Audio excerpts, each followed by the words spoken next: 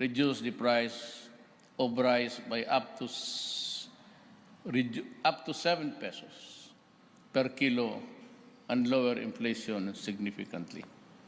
Para maipatupad ang mga hakbangin na maaaring makatulong sa mga magsasaka oras na alisin na ang quantitative restriction sa bigas. Ito ay kung hangad ng pamalaan na matapisan ng 7 piso ang presyo ng kada kilo ng bigas. Pero sinabi ni Agriculture Secretary Manny Piñol na huwag asahang biglang bababa ang presyo ng bigas pagkatapos na palitan ng QR na pinapataw na taripa. Sa kabila nito, tiwala naman si Piñol na bago pa man bumaba sa pwesto, si Pangulong Rodrigo Duterte ay maaasahan ng publiko ang mababang presyo ng bigas. Nag-start ito kadiwa ng Pasko ginawa namin para sa Pasko.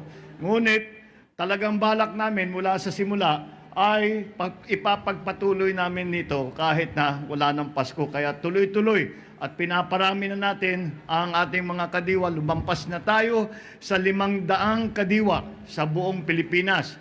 Kaya't marami tayong maganda at nagiging resulta.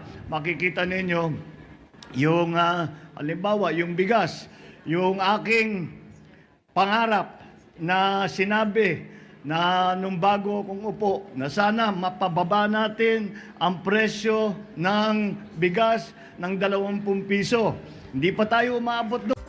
Sa huling datos ng Department of Agriculture, 56 hanggang 67 pesos ang presyo ng local at imported na special na bigas. Ang premium naman, 50 hanggang 62 pesos ang bentahan.